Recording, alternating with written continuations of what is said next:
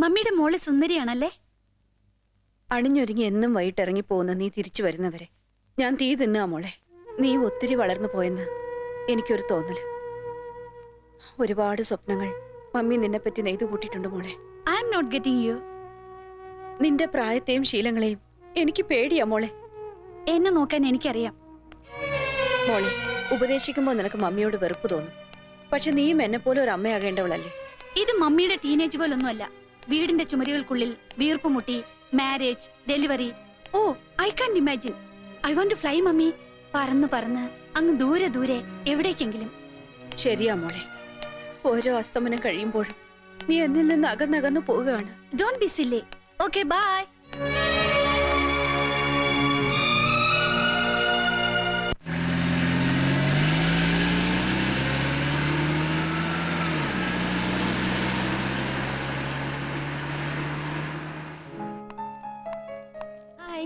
Hi Sharin, welcome to my castle.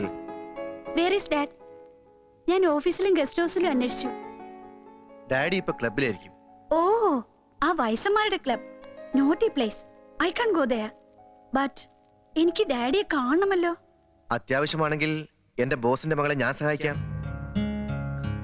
I need some money. Shall I give some money? Thank you. But എനിക്ക് വേണ്ടത് എന്നെ ഒന്ന് help ചെയ്യാമോ? Definitely. Order ചെയ്താൽ മതി. ഞാൻ കാൽ കീഴിലുണ്ട്. എന്നെ തെറ്റിദ്ധരിക്കില്ലല്ലോ? No, never. I want some stuff. Yeah. I think സിറ്റിയിലുള്ള എല്ലാ ഡ്രഗ് സെന്ററുകളും ഡ്രൈ ആയിപ്പോയോ? ഒരിടത്തും കിട്ടുന്നില്ല. ഷെറിൻജി, വൈകുന്നേരം ഒന്ന് ചൂടാകാൻ നിനക്ക് നിന്റെ കൂട്ടുകാർക്കും ഇത്തിരി സ്റ്റഫ് വേണം അല്ലേ? അതിനെന്തിനീ ഒളിച്ചുകളി? ഞാൻ തരാമല്ലോ. ഈ സിറ്റിയിൽ മയക്കുമരുന്നിന്റെ മഴ പെയ്യിക്കുന്നത് ഞാനാ. ഈ ഷോർട്ടേജ് എന്റെ ബിസിനസിന്റെ ഒരു തന്ത്രം മാത്രമാണ്. പക്ഷേ നീ എന്റെ ബോസിന്റെ മകളല്ലേ? ഇവിടെ ഒരു നുള്ളു ലഹരിക്ക് വേണ്ടി ഇന്ന് രാത്രി എല്ലാവരും അലയുമ്പോൾ നീ മാത്രം സ്വപ്നലോകത്തിൽ വിഹരിക്കും. Yes, I will give some stuff. നിനക്ക് മാത്രം. Thanks a lot.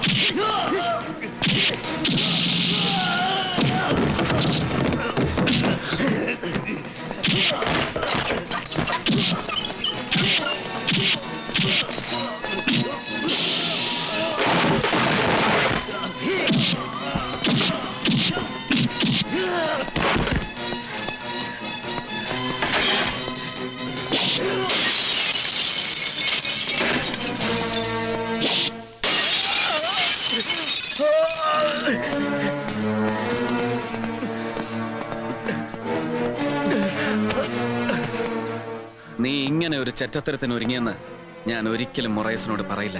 കാരണം എനിക്ക് നിന്നെ അവനെ ഒരുമിച്ച് കിട്ടണം. അയ്യോ, എന്റെ മോളെ, അവൾക്ക് എന്ത് പറ്റി? മോളെ, എന്ത് പറ്റി? എന്റെ മോൾക്ക് എന്ത് പറ്റി? മോളെ, എന്ത് പറ്റി? മോളെ, ഇവക്ക് എന്ത് പറ്റി? മോളെ, കണ്ണു തുറക്ക്. എന്താടാ ഇത്? ഞാൻ തന്നെ പോലെ ഒരു ചെറ്റയല്ല, അതുകൊണ്ട് തന്റെ മോള് രക്ഷപ്പെട്ടു. അല്ലെങ്കിൽ അവളെ ഇപ്പോ വല്ലവനുമൊക്കെ ചവച്ചു തുപ്പി തെരുവിലിട്ടേനെ. ഓ, നീ എന്റെ മോളെ രക്ഷിച്ചു. പകരം നിനക്ക് എന്താ വേണ്ടത്? പണം? ബ്ലാങ്ക് ചെക്കാണ്. നിനക്ക് ഇഷ്ടമുള്ള എഴുതിയെടുക്ക. ഓഹോ, അപ്പൊ തന്റെ മകൾക്ക് ഒരു ബ്ലാങ്ക് ചെക്കിന്റെ വിലയുള്ളൂ? പിന്നെ നിനക്ക് എന്താണ് വേണ്ടത്?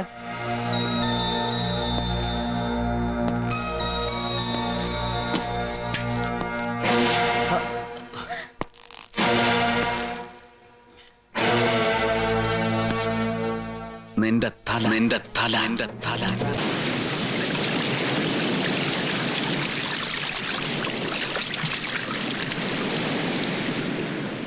അയ്യോ, എന്റെ വീട്ടിൽ വന്ന് എന്റെ നോക്ക് ചൂണ്ടി അതും എന്റെ തലയ്ക്ക് വില പറഞ്ഞിരിക്കുന്നു. അവൻ ആരുവാ? പ്രിയദർശിനിയുടെ കാവൽ നായ ഗൗതം. മൊറൈസ് എന്ന ഈ സിംഹത്തിനെ നോക്കി കുരയ്ക്കാൻ ആ കില്ലപ്പട്ടിക്ക് എങ്ങനെ ധൈര്യം വന്നോ? അവന്റെ യജമാന സ്നേഹം, അല്ലാതെന്താ? നമ്മുടെ താവളത്തിൽ നുഴഞ്ഞു കയറാൻ അവൾ അവരൊരു തുറുപ്പിയിട്ടാക്കിയിരിക്കുകയാണ്. അന്നവിടെ തലയെടുത്തിരുന്നെങ്കിൽ ഇന്നൊരു പുതിയ ശത്രു ഉദിക്കില്ലായിരുന്നു. അവൻ എന്റെ മകളെ രക്ഷപ്പെടുത്തിയത്രേ. ഷെറിൻ കൂട്ടുകാരുമൊത്ത് അല്പം ഓവറായി കാണും. ആ അവസരം മുതലെടുത്തിരിക്കും. നല്ലൊരു ചീത്തയും തിരിച്ചറിയാൻ എന്റെ മകൾക്കറിയാം. അതിന് അവന്റെ സഹായം വേണ്ട. ഇനി മുതൽ അവന്റെ പിന്നിൽ നമ്മുടെ കണ്ണും കാതും ഉണ്ടായിരിക്കണം. Yes sir.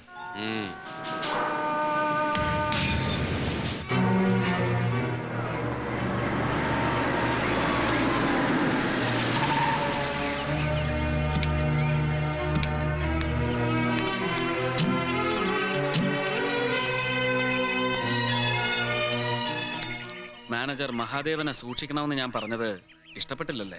Shut up. ഡാഡിക്ക് വേണ്ടി നിങ്ങളെ സഹിക്കുന്നത് കൊണ്ട് എന്റെ തലയിൽ കയറി നിരങ്ങാമെന്നൊന്നും കരുതരുത്. കൂലിക്ക് കുത്തും വെട്ടും നടത്തുന്ന തെരുവ് ഗുണ്ടയുടെ ഉപദേശം എനിക്ക് ആവശ്യമില്ല.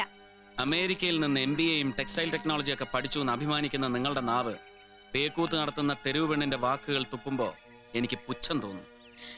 You bloody... നിർത്തടി. കമ്പ്യൂട്ടറിൽ മനുഷ്യത്വം തളച്ചിട്ട നിന്നെ പിന്നെ എന്ത് വിളിക്കണം? നീ കാണുന്ന ഫാന്റസിയും ഫാസ്റ്റ് ഫുഡും ഒന്നും അല്ല ഇവിടുത്തെ ജീവിതം. ആദ്യം മനുഷ്യനെ മനസ്സിലാക്കാൻ പഠിക്കേ. പൊന്നരച്ച് എന്ന് നിന്നെ വളർത്തിയപ്പോ പെണ്ണിന്റെ മാന്യത എന്താണെന്ന് നിന്നെ പഠിപ്പിക്കാൻ നിന്റെ തന്ത മറന്നുപോയി.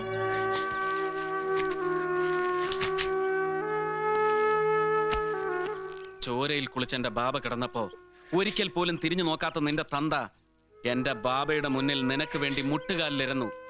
അന്ന് എന്റെ ബാബ കൊടുത്ത വാക്ക് പാലിക്കാൻ മാത്രമാണ് നീ എന്ന വിഴുപ്പ് ഞാൻ ഇപ്പോഴും ചുമക്കുന്നത്.